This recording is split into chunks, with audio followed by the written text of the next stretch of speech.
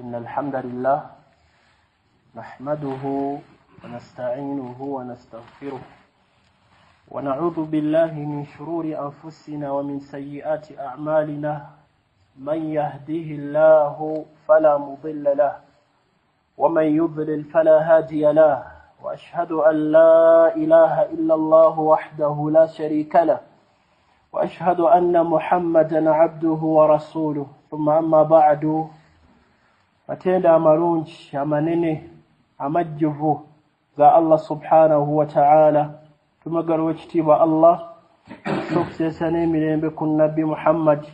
sallallahu alayhi wa sallama ab'ekitiibwa abalungi barakallahu fiikum wa jazakumullahu khairan tuli ku bujulizi obungi obutagambika obwajjira ku bifaananyi n'okulaga nti biri haramu ne bwe yandibadde hadisi emu wandibadde mutebenkevu n'okulamula kw'ekitiibwa Muhammadin sallallahu alayhi wa sallama ate butya omukkiriza bw'owulira ahadithi nga nnyingi nnyo ku nsonga y'emu kyongera okukkaatiriza ensonga nti nnene si ya bulijjo ng'abantu bwe bagitwala bw'obalaba ku mikolo bwe bakola olaba mu nkuŋŋaana ez'enjawulo si nsonga ya bulijjo songa omukkiriza mutebenkevu ne beba hadiisi emu bweti ne ba aya emu n'ogimuwa ku nsonga eyo ateeka buteesi mu nkola butya ate ng'ofunye ahadiisi nyingi tezigambika nga zonna ziri ku nsonga emu hadiisi twagirabye eggula ya Abu Hurayra radiyallahu anhu eri mu kitabo kya imaamu musnad gwa imaamu Ahmad sunani Tirmidhi n'ebitabo ebirala hadithi ntuufu yakhruju unuqan yawma alqiyama mu mbeera egenda okubeera kunakula nkomeera enzibu ensinga egenda kuvaayo mu muliro naye nga egenda kukola ku bantu basatu bantu abasatu omu gwe tulinamu gwe twagala gwe tukutambulyako mu musomo gwaffe be bakubi b'ebifaananyi buli mukubi wa bifaananyi talina gwe yajjamu abikubisizza ki akozesezza ki senga akiyita kifaananyi hadithi eno temujjaamu kujjako nga ye yejjeemu ne nabbi sallallahu alayhi wasallama teyamujjaamu hadithi ya Aisha radiyallahu anha entuufu mu Sahih Bukhari ne Muslim أشد الناس عذابا يوم القيامة الذين يضاهون بخلق الله abantu abagenda okusinga okufuna ebibonerezo ebinene ebiruma yawma alqiyama beebo abakuba ebitonde bino nga bifaananira ddala ebitonde bya Allah ebirina emyoyo nga kikifaananira ddala billahi alaykum omuntu akozesezza ati n'akubisa omukono bye tukakasa nti ebiri haramu n'omuntu akubye kamera kiriwo ekisingira ddala okufaanana naam kya kamera nabbi sallallahu alayhi wasallama kyagambye nti bantu bano babi bagenda kufuna ebibonerezo ebinene ekikijja ddala nga kyekyo kyennyini kyekya kamera kyokubisizza essimu onayinza okugenda nekibulamu ne bagamba okutukubuzeemu naye ono kyennyini kiviirayo ddala hadithi ya Abu Hurayra entuufu mu Bukhari ne Muslim n'agamba nti waman azlamu mimman dhahaba yakhuluqu ka khalqi anaasinga obulyazaamaanya asinga ono kyategeeza mu ebyo bigambo bye sallallahu alayhi wa sallam teriyo mulyazaamaanya atuuka ono bw'abayogera abalyazaamaanya abayogera ku bannashiriki abayogera abalyazaamaanya abayogera ku bajeemu abanene abalemesa baddu kutendeeza Allah subhanahu wa ta'ala waman azlam mimman mana'a masajid Allah kati yagambye ani mulyazaamaanya asinga ono kitegeeza mulyazaamaanya munene ajja n'aba n'ekitonde ky'alina nga kirina ekitonde kya Allah ng'akirina ekifaananyi kifaananira ddala ng'ekyo Allah kye yatonda omuntu Allah gwe yatonda naye alina ekifaananyi kiringa eky'omuntu oyo billahi alaykum omuntu alina ekifaananyi ekya kamera eky'essimu tekifaananyi addaala eky'omuntu yennyini kuba kikyawukana. Ahadiisi ezo zonna abantu abamu bejjamu naye nabbi sallallahu alayhi wasallam atulaga nti mwebali. Nabbi n'agamba ati kale bw'oba munene ng'osobola nnyo falyakhluqu habba, tonde empeke y'akasooli gitonde bw'obanga oli munene. Gwe omulyango munene owulira nabbi ebigo byakozesa binene, kulaga nti weegendereze toba na kifaananyi kyonna omukkiriza. falyakhluqu habba aw liyakhluqu dharra, tonda akantu akatine nnyo katonde okateekewo kubanga oli munene. Musnad gwa Imamu Ahmad, hadithi ya Bukhari ne Muslim naye olw'okukubira ajja musnad gwa Imamu Ahmad yagamba falyakhluqu ba'udha, kale atonde ensiri. Wabanga mukubi w'amaanyi nnyo asobola okuwa ekifaananyi kye ne kivaayo n'akikuba mu kamera n'aba nakyo ku profile n'akiteekawo, kale agitonda ensiri eyo. Bennakulaga tosobola gitonda.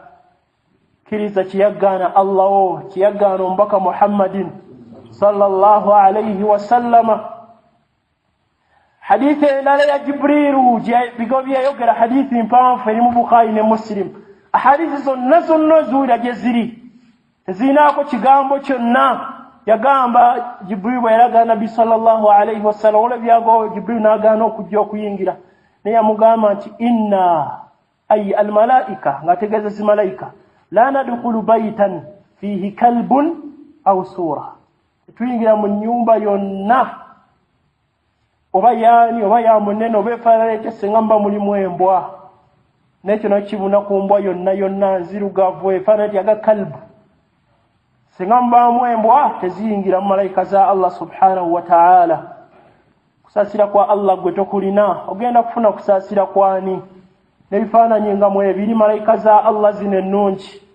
tezigenda kuyingira, gwe okusaasira oyagala kwani? Kubanga wezibeera obeera okusaasira kwa Allah subhanahu wa ta'ala. Yagamba Jibriilu n'agamba Nabbi sallallahu alayhi wa sallam tetusobola kuyingira mu mayumba ago. Hadithi endala eri mu sunani السنن الكبرى للإمام البيهقي رحمه الله. حديث نتوف والصحابي ابن عباس يقام ابن عباس رضي الله عنهما تيقام بنا باب جاكو النبي صلى الله عليه وسلم يابيوكنا نيكتوف تبيبا بلنوكو لمولانت يابي جاكو النبي صلى الله عليه وسلم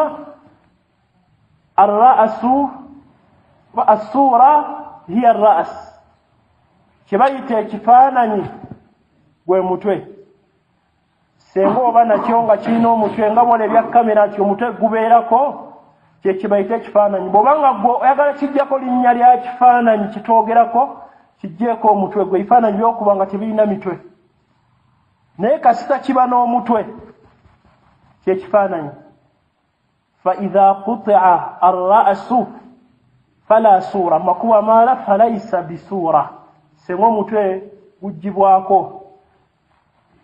kiba si kifaananyi tekirina buzibu, naye kasita okiraba nga kifaananyi ki wakiteeka ku profile ku Facebook obirina mu ddiiro bw'otulaba otikwa ebiroko kirina omutwe. Okulamula kwa Nabbi sallallahu alayhi wasallam sahabi ono kwatulaga nti kifaananyi. Tegeka ebibonerezo by'ogenda okufuna, beera mweteefuteefu nti gyebiri. Nabbi bye yakkaatiriza ennyo ebinene, kasita okiwulira bwe kiti kirina omutwe, weeramule oba wejjamu oba weerekamu. Naye akugambye sallallahu alayhi wasallam hadithi ene bigoba Ibn Abbas tugambye nti kituufu abijja ku Nabbi sallallahu alayhi wasallam kifaananyi. Ne ahadithi endala nnyingi ab'ebitiibwa nnyingi. Katukome ku ezo kuba tugambye nawe ba hadithi emu bweti yandibadde tumayira mu mulyango gwe ndisomera hadithi emu tugende. Waliwo ebimu ku bikolo ebingi nabyo ebikubyeko, ebikolo ebiramuzi principles nga namuzi nga bw'oba olisuulidde bw'oti naawe otula ne weeramu noga ebifaananyi bino bye tukuba biri haraamu. Bw'obanga oyagala okulamula okutuufu si ggwe okweramula ku kyoyagala, obula ennamula entuufu eya Nabbi sallallahu alayhi wasallama n'otatuulira basinga bungi bonna abantu babikola, naamu babikola. Naye ffenna buli omu agenda sisinkana Allah subhanahu wa ta'ala ng'ali yekka. ekimu ku bikolo ekisooka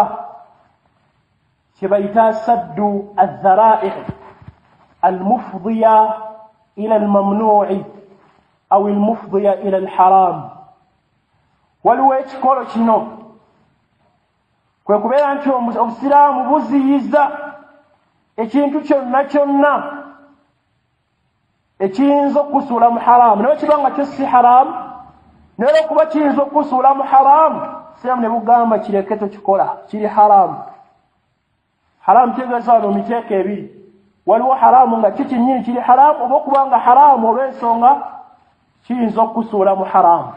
Nga bw'olaba waliwo abakyala b'otakkirizibwa kukwata mu ngalo, naye ng'ekigenderwamu ekyo kiyinza okusuula mu haramu. Tokkirizibwa kubeera nabo mu mmeereza nnyo ne weyawula nabo, naamu, lwaki kiyinza okusuula mu haramu. N'embeera eno abusiraamu bino ebibugaana nti tokikola kijja kusuula mu haramu. Amanyi bangi ne bagamba n'ebifaananyi, ebifaananyi bye tumanyi obulungi ebyebisiikirize, obujulizi bwajjanga bungi biri haramu byo byennyini nnyini, n'ebifaananyi ebya kamera eby'essimu tubirabye nga byo byennyini biri haramu, byo byennyini biri haramu. Naye ate ne bwetafuna ebijulizi nti biri haramu, olw'okuba nti biyinza osuula abantu mu haramu, era nawo tujja obujulizi nti biri haramu, kuba bitegeereka. Byo byennyini obujulizi tubufunye nti biri haramu, naye singa bubadde obujulizi tebuliiwo, omuntu omwesimbu obulungi yalitunulidde embeera ez'enjawulo n'agamba biri haramu okubanga biyinza otusuula mu haramu. Mu mbeera ki? Embeera esooka abantu okuba nti babisitula, naddala mu biseera byaffe bino tulaba nti babigulumiza nnyo, bikiba ekifaananyi kya mukulembeze, birina okubeera mu ofiises ez'enjawulo, era akabonero akalaga nti oli mugonvu gye bali kubeera nti obirina.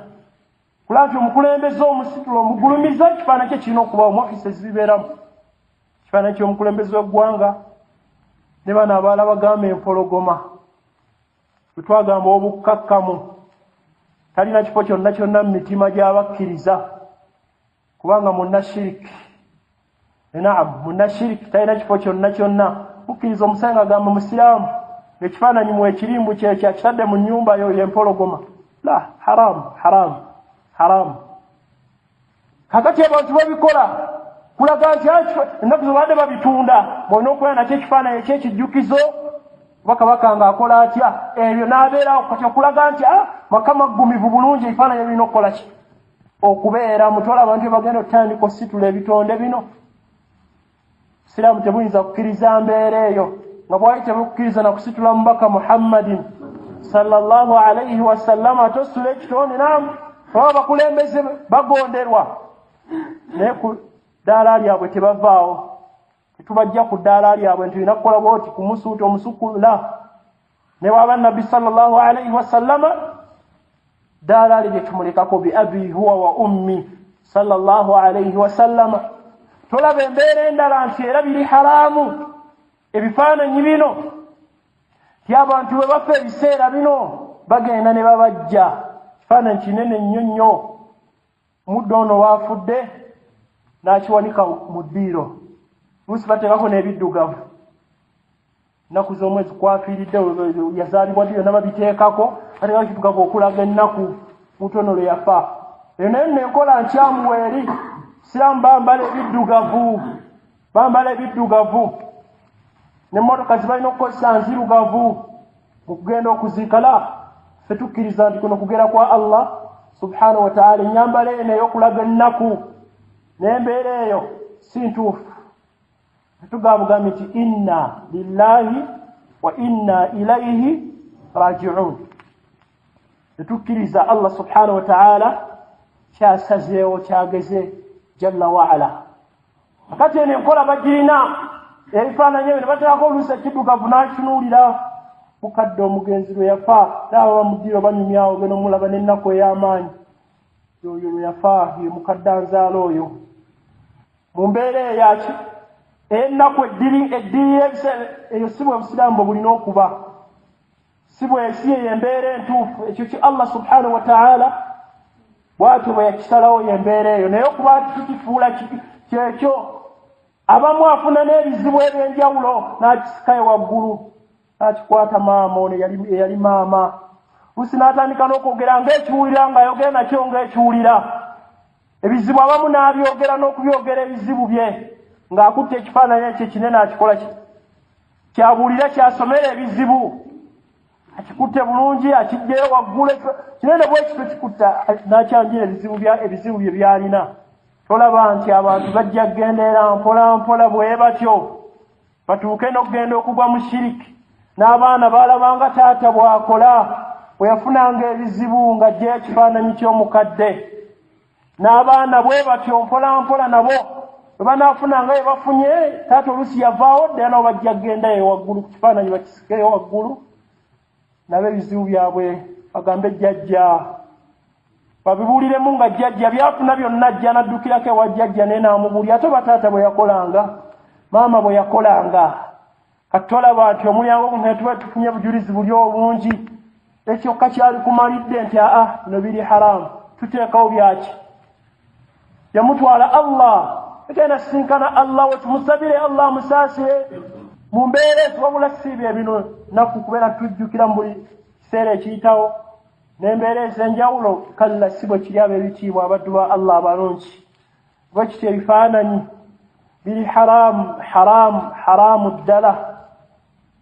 haramu alina amadaala naye ono haramu munene kuba asingaŋŋana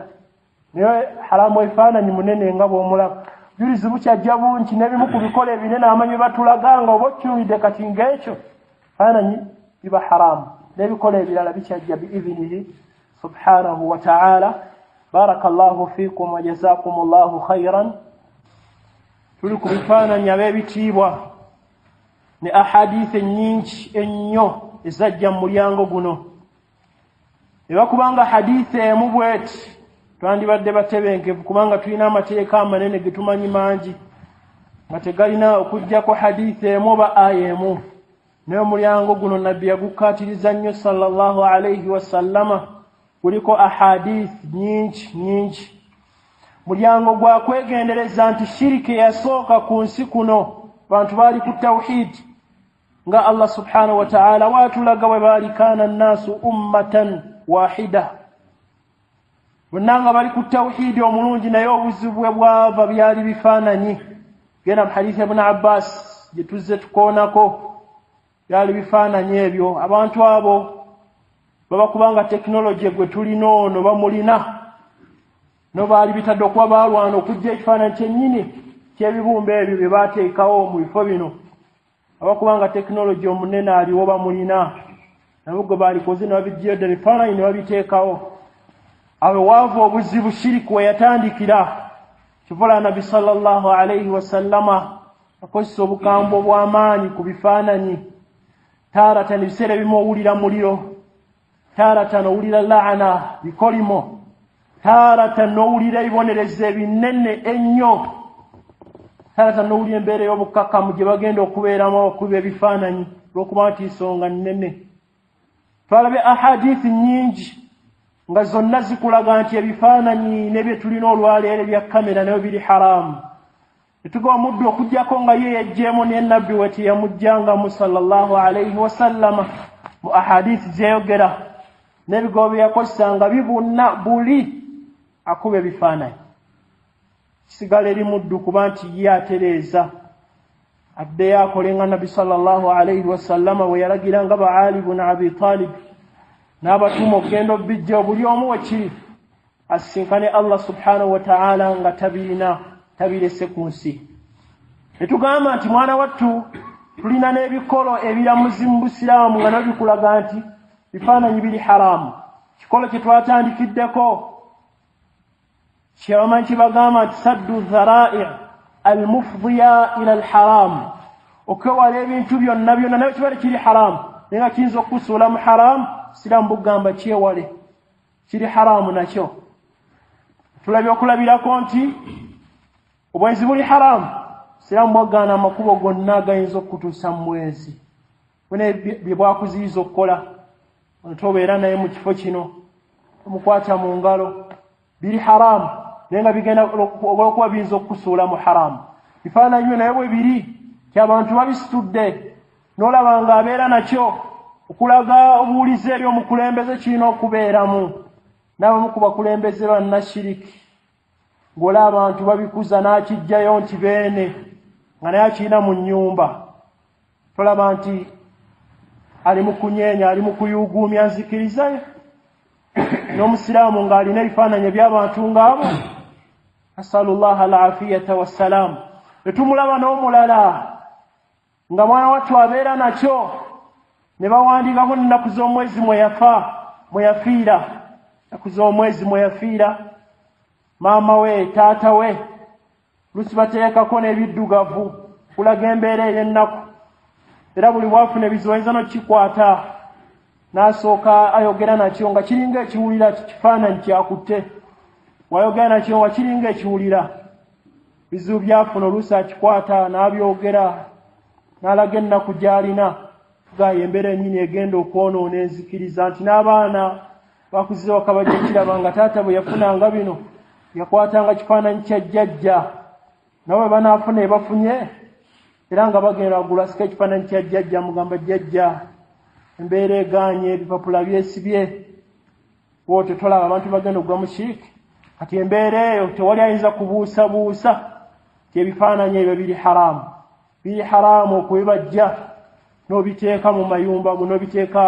mu kisenge ekyo, obiteeka mu ddiiro lyo. Ensonga endala, ekikola ekirala, principle endala amanyi gye bayogera, ittiqaa'u ashubuhat, kwe kubeera nti weesamba obeera wala n'ebintu nga kirimukko. Abamu bagamba halaali, abamu haramu, wakati awo. So nga ebifaananyi twalabye nga mu butuufu tebibuzaabuza. Ahadisi zonna zitegeereka bulungi mu lulimi oluvaayo obulungi. Naye kale katukkirize timulimu abagamba nti oba okkiriza ekyo era ky'olina okukola gwe omukkiriza okutebenkera ku ddiini yo, kwe kubeera nti obiviirako ddala. Wadde eri abaayogerako nti ebino nga byo tebyaliwo, naye nga naawe olabye ddala bigwa mu bifaananyi, ekisinga okukuuma eddiini yo oleyibonereza ebinene by'owulidde, okubeera omutebenkevu osisinkane Allah subhanahu wa ta'ala mu mbeera ennungi, okubeera nti obyewala. Ye enkola gy'olina okukola n'okutambulizaako obulamu olwa hadiisi ya Nu'man ibn Bashir radiyallahu anhuma eri mu Bukhari ne Muslim, byagamba nti alhalaalu bayyin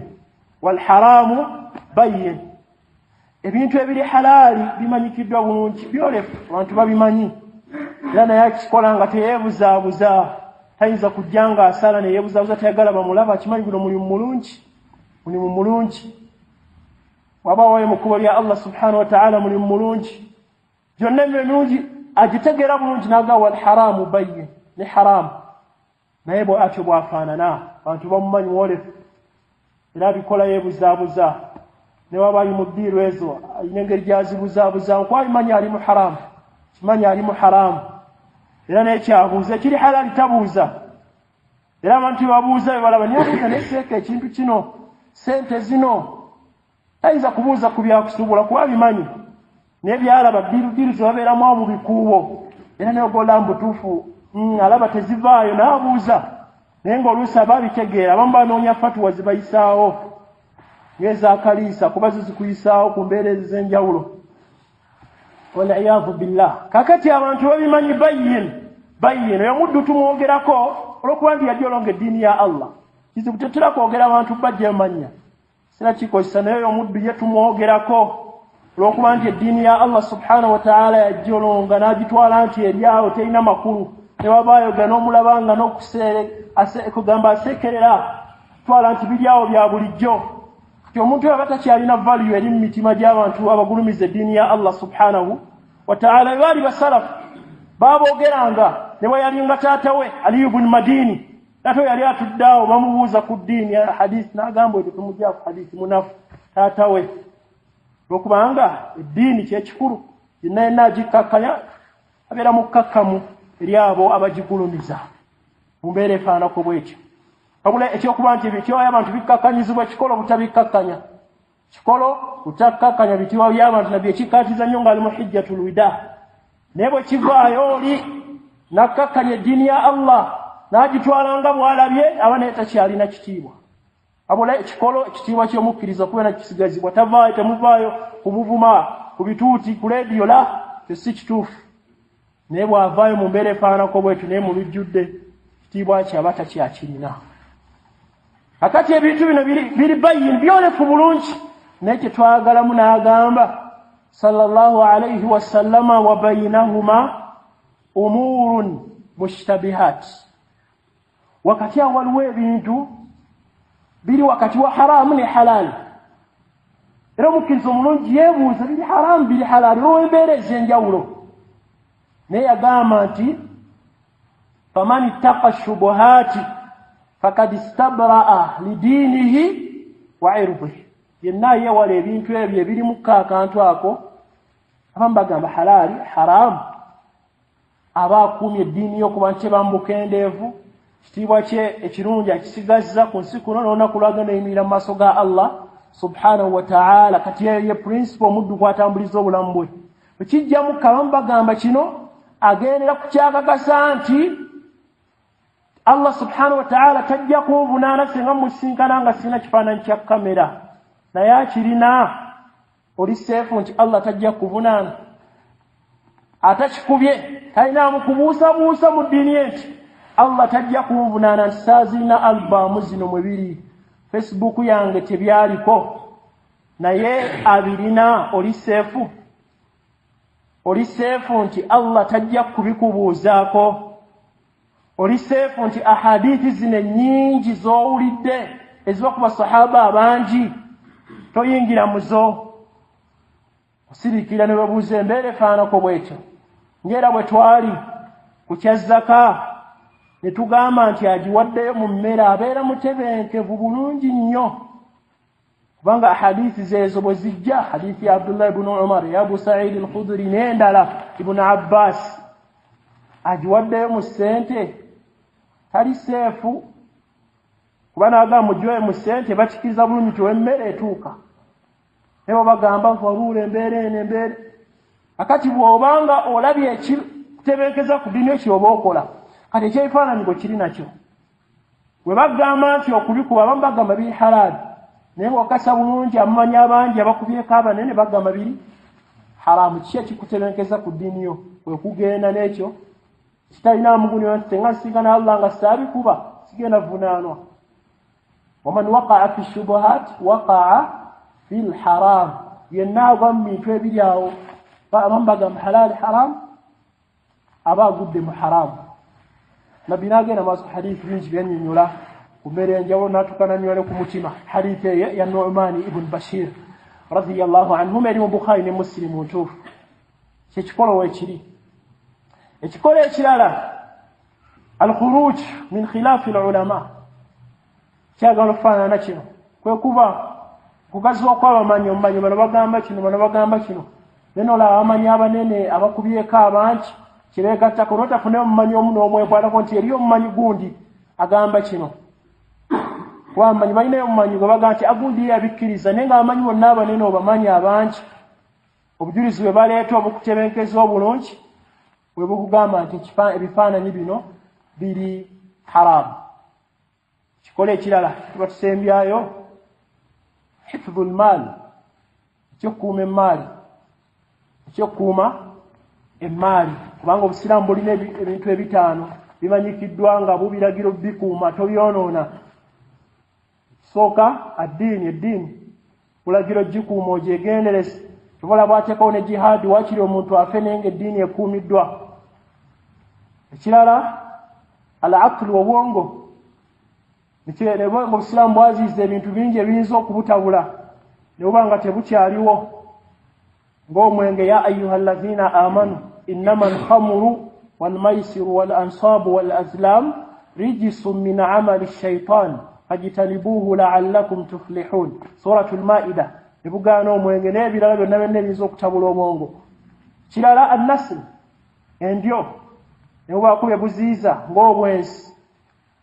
wala taqrabu zina innahu kana fahishatan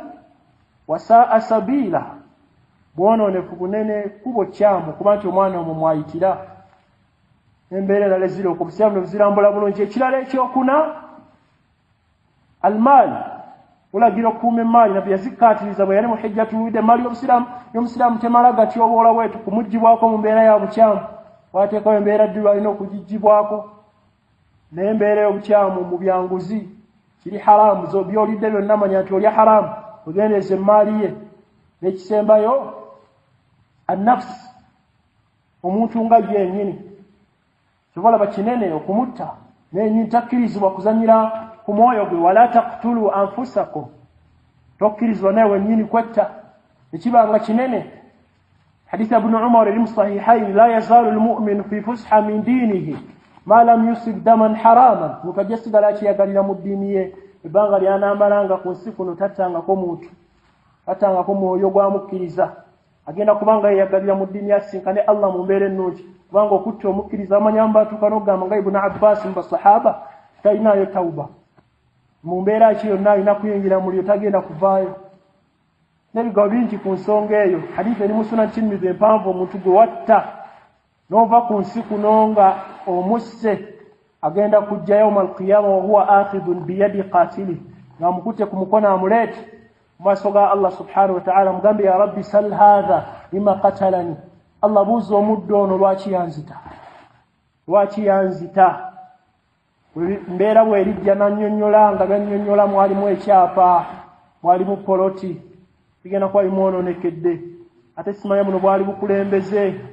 gundi ekifo kyange nannyonnyola ebyo nga tebiyingira mubiri Allah byatulagira omuntu attibwa mu butuufu birambulukufu obulungi kulembeze byalina okukola bwe bitaliba mu ebyo embeera egenda kuba emutabukidde omuddo ono. Kati kino kinene n'ebyo bino ebintu bitaano bikuumibwa mu by'omuyingiramu ekyemmaali. Kati kijirawo mu kkuba ebifaananyi babikuba abantu litaaviimu olw'okuba nti balaba kino kinene gundi yakola bino ne bamusukkulume ne bakiteekawo. Olabye ebiseera bigenda biyita bayinza okukigulumiza. Ekirala bayinza okubikuba lizikra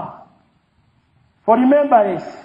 abiteekamu jjukira maama wange olw'ekitulo yafa taata wange n'ennaku z'omwezi kati baziteekako ebyonna. Mukolo gwange we gwaliwo yene embaga yange n'abiteekawo awo graduation yange bwetyo ne bibeerawo mu ddiiro bwe batyo. Ekiragyo kiri haramu era nifatawa tukyayongera okuziraba tukyaziraba tugenda kuzira zifatazamu ebyo biri haramu. Alaba bikozesa livarura olw'embeera nga talina kyakukola mulimu yalina okugenda balina okukisindika passport kirina okubeeramu ID n'ebirala bijja kujja nabyo. Abalala babikola olw'okuba nga bifaananyi byagala abeere ng'alaba ku biki bifaananyi n'akubisa ebifaananyi ebyenjawulo n'agenda. Kati ekyomanyi kyebagamba nti kwonoona ssente zibeere nti zigenda ziyiika mu mbeera eyo ebifaananyi enoolinayo n'enoolinayo ssente zirina kuba zakwegendereza tolina kumala gazoonoona ne bakuba kuwaayo owaayo mu mpaayo ennungi. سورة الفرقان بيرات قام والذين إذا أنفقوا لم يسرفوا ولم يقتروا وكان بين ذلك قواما. نيو مكور يا الله وي مبere nnungi si yakudibudabudibuzi la sente kigambo kikulu kibayiza ganti alo okuba sente nyingi naye okuba kumuziika bamuziike nazo nedda. Era waliwo amasala mangi gawabuuza bangi senga tukizuula nti waliwo emaali eyerabiddwa ne bamuziise olw'emaali gye bamuziise nayo tukola tutya genda tusima tutijje batusoogyeka kinakyo bwekiro olw'okutunulira bukulubwa bw'emaali mu mbeera ezifaanana kweiso. Kati emaali okubeera nti ediibuddwa bwetyo ebifaananyi bingi bateekayo amu ne babaziika nabyo sente zirina abantu bangi abeetaavu betwali badde tuziwa tuyinza zoonoona mu mbeera efaananako bwetyo n'ensonga endala nyingi. Kati ensonga eziddawo amanyi bangi abaayogera ensonga eziwerako nga 5 n'okugenda ggulu lwaki ebifaananyi biri haramu nazo tugenda zikoonako idini subhanahu wa ta'ala. Naye fekyali badde kitumwalira omwalizi sino kwongera kukkaatiza emitima gy'abakkiriza kuba mitebenkevu bifaananyi bino waaki biri haramu. Naye ne bwe tutaalifunye ensonga ne tuwulira bulizi nti naddu waffe mu hadiisi emu bweti atugenda nti biri haramu tubivaako buti ne batabuuza nti naye waaki biri haramu bwe tuwulira nti nabbi waffe atugambe biri haramu kitumala bumazi nga bwolaba bwe twakkiriza ne tutagera nabbi waffe yatugambe engoye zirina kuba waggulu otegedde ensonga kyerimu oyo tugitegedde kasita nabbi waffe bwe yatusomesa tuli batebenkevu ne byeyajja nabyo tuteeka mu nkola nga bwe yatugamba esswala nti musaale mu budde bwe buti lwaki budde bwe buti ng'ate ne buno tetubirina ebyo tuba batebenkevu n'ekyo nabbi waffe sallallahu alayhi wasallama kyatugambye wekiri ku bifaananyi tuli batebenkevu naye tetunnawulira nsonga zino ffe tunnazuuya lwaki biri haramu songa kyerimu tuli batebenkevu nnyo olwo ahadi ze tuwulidde nabbi waffe sallallahu alayhi wasallama atugamba nti biri haramu zino kuzongerako kubeera nti emitima gyongera okutebenkera nga nabbi wa allah ibrahimu bwe yali akimanyi nti allah we agenda kuzuukiza abantu rabbi arini kaifa tuhyi lmauta yamugamba nti hal tastati an tuhyiya lmauta osobola okuzuukiza abantu ng'oli yafa n'omuzuukiza si yabuuza yamugamba ndagaako allah wange arini yakimanyi allah kyakikola kataan takinaamu kubuusabuusa kona nabbi wa allah ibrahimu yabuuza nti allah okisobola abola ayagala akole ki alabeko n'omukkiriza naye ajja kutegeera biizini ezimu ku nsonga lwaki ebifaananyi bino biri haramu ate nga haramu munene ddala naye ensonga enkulu esooka wagitegedde kubanga byaviirako omulyango guno kubanga ekinene ekisinga kye kya tawhidi naye guno gwatagaanirwa ne gunyeenyezebwa lwa bifaananyi bino abantu abali ku mbeera ennungi shiriki n'atandika nabbi wa allah nuuhu agenda okujjanga abantu bali ku bino bw'afuna ekizibu kubeegaanyi gye bagenda eno bifaananyi bino ibn abbas hadith ibn abbas ne tulaga nti ebifaananyi biri haramu بارك الله فيكم وجزاكم الله خيرا وفقكم الله تبارك وتعالى لحسن عبادته وطاعته السلام عليكم ورحمة الله وبركاته